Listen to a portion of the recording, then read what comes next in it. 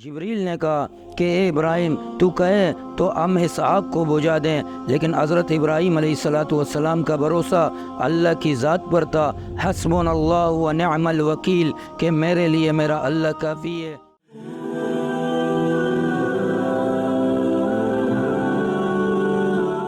اعوذ باللہ من الشیطان الرجیم، بسم اللہ الرحمن الرحیم۔ حضرت ابراہیم علیہ السلام نے جب بتوں کو توڑا تو نمرودیوں نے یعنی نمرود نے یہ فیصلہ کیا کہ اب اس کے لیے ایک آگ تیار کی جائے، یعنی حضرت ابراہیم علیہ السلام کو آگ میں ڈالا جائے۔ اتنا بڑا آگ تیار کیا کہ 3 میل تک کوئی پرندہ اڑتا تو وہ بھی جل کے اس آگ میں گر جاتا، اتنا سخت آگ۔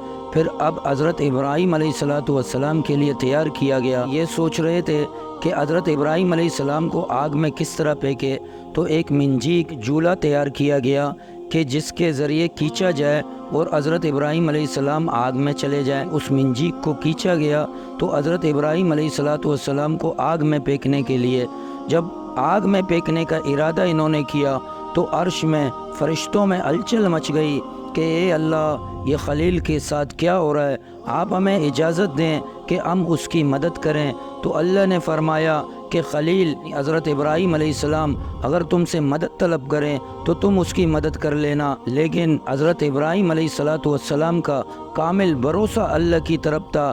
تو جب آگ میں حضرت ابراہیم علیہ السلام کو پھینکا گیا تو اللہ تبارک و تعالیٰ نے آگ کو حکم دیا، قلنا یا نار کونی بردا و سلاما علی ابراہیم، کہ اللہ تبارک و تعالیٰ نے آگ کو فرمایا یہ آگ ٹھنڈی اور سلامتی والا ہو جائے ابراہیم کے لیے، یعنی اس کے لیے یہ حکم دیا گیا کہ آگ گلے گلزار بن جائے۔ تو حضرت ابراہیم علیہ السلام کے لیے وہ آگ جنت نما بن گیا، جنت کے لباس پہنائے گئے۔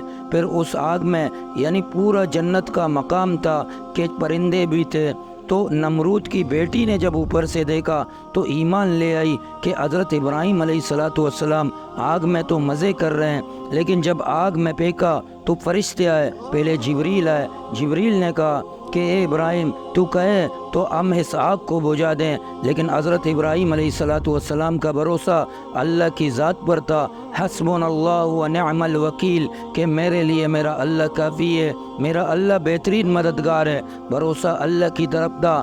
تو حضرت جبریل کو بھی منع کیا، میکائیل آئے کہ آپ کہہ دیں تو میں پانی کا فرشتہ ہوں، پانی برساؤں گا، اس آگ کو بجھاؤں گا، لیکن حضرت ابراہیم علیہ السلام نے انہیں بھی انکار کیا۔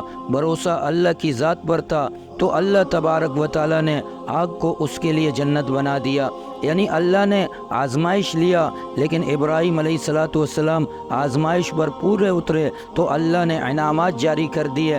تو جب حضرت ابراہیم علیہ السلام 40 دن آگ میں رہے، آگ سے باہر آئے تو لوگوں نے پوچھا اے ابراہیم تیرے سب سے اچھے دن کہاں پہ گزرے؟ کہا کہ سب سے اچھے دن آگ میں گزرے، کیونکہ آگ کو اللہ نے گلے گلزار بنا دیا تھا، اس آگ کو جنت بنا دیا تھا حضرت ابراہیم علیہ السلام کے لیے۔